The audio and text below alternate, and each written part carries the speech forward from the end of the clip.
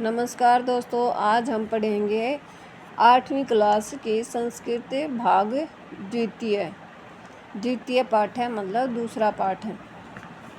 बिलस्य वाणीम न कदापि में श्रुता। बिलस्य मतलब गुफा की आवाज़ मैंने आज तक कभी नहीं सुनी। प्रस्तुत पाठ संस्कृत के प्रसिद्ध कथा ग्रंथ पंचतंत्र के तृतीय तंत्र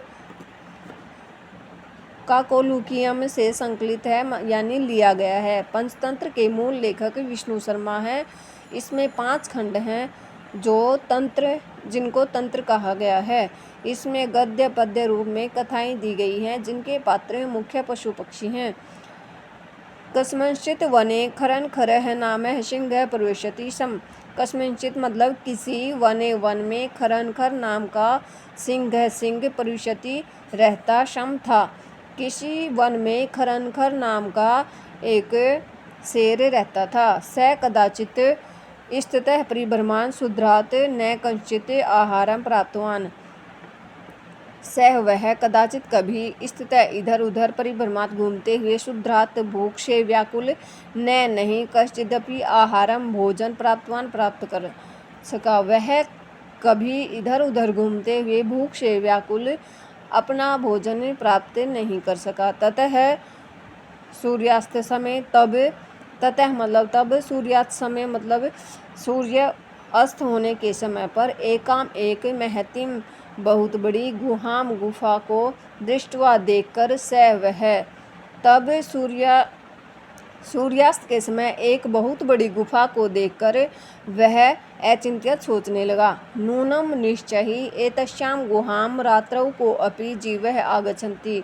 नूनम मतलब निश्चय ही, एतस्यां इस गुफा में रात्रौ रात को अपि कोई जीव आगच्छन्ति आता है। शेर ने सोचा कि निश्चय ही इस गुफा में रात को कोई जीव आता है। अतः अत्रैव निगूढ़ो भूत्वा तिष्ठामि इति। अतः इसलिए अत्र यहीं पर निगूढ़ो भूत्वा मतलब छिप कर तिष्ठामि ठहरता हूँ या देखता हूँ। इस प्रकार अतः इसलिए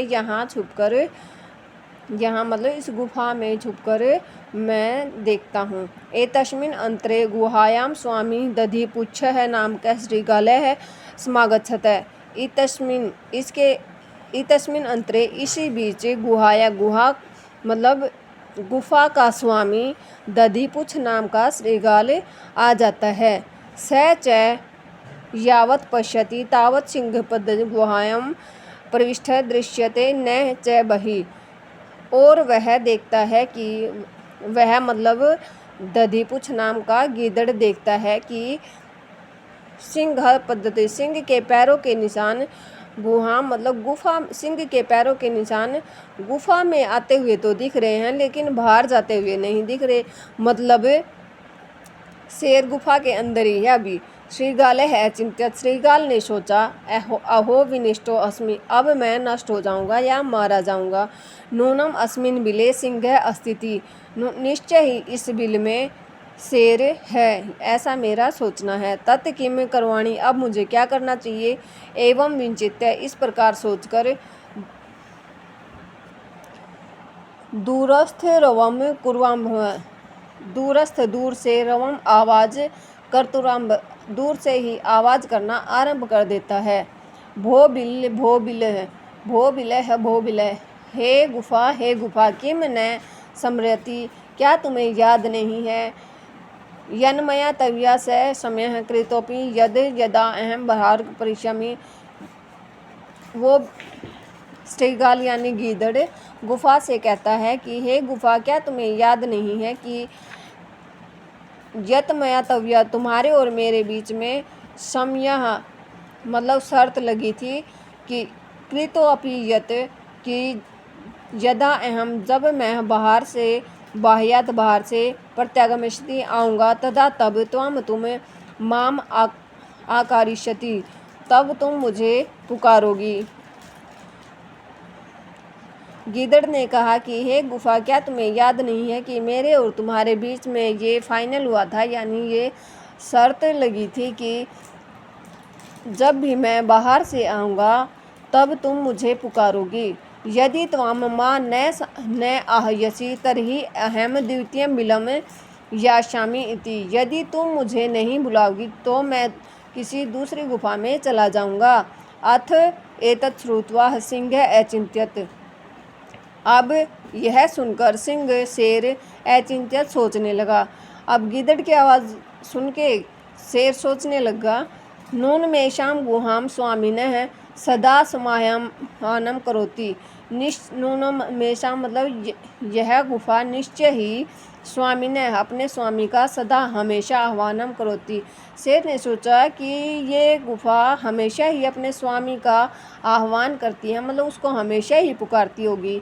परंतु मद भयात न कश्चित वदति, लेकिन आज मद मेरे भयात भय के डर के कारण न कश्चित वदति, मेरे भय के कारण नहीं बोल रही।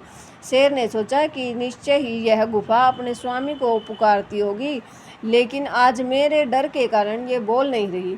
अथवा साध्य और ये कहा भी गया है, भय संत्र शस्त्र मनसाम हस्तपादिकां क्रियां परवन्तते न वाणी च वेप दुश्चाधिके भवेत।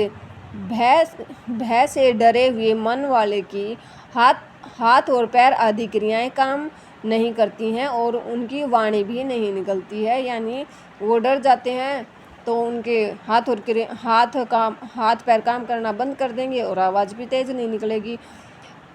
तद अहम अश्य आह्वानम करोमि, तब तो अहम मैं अश्य इस आह्वानम करोमि, तो अब मैं इस गिद्धड़ का आह्वान करता हूँ, यानी इसको अब मैं बुलाता हूँ। गुफा तो डर के मारे बोल नहीं रही।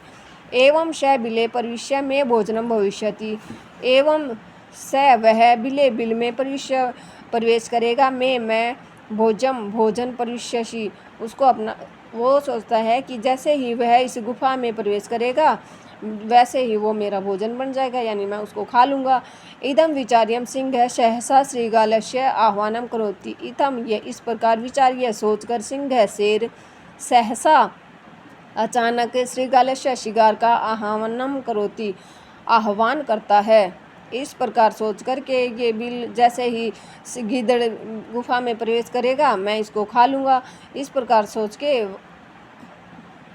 सोच के शेर अचानक से गिद्धड़ को पुकारने लगता है। सिंहस्य उच्च गर्जनम प्रतिध्वनिना सा गुहा उच्चै श्रीगालः आह्वायत।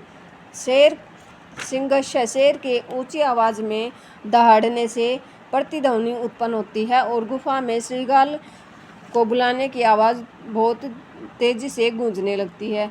अनेन अन्योपि पशुः भयभीता अभवन्, और उसकी इतनी तेज आवाज़ से अन्य मतलब दूसरे पशु भी भयभीत होकर भाग जाते हैं। श्रीगालो अपि ततः दूरम प्लायमानः, श्रीगाल भी उसकी आवाज़ को सुनकर दूर भाग जाता है। इमं पठः और कहता है, अनागतम यह कुरुते स शोभते, जो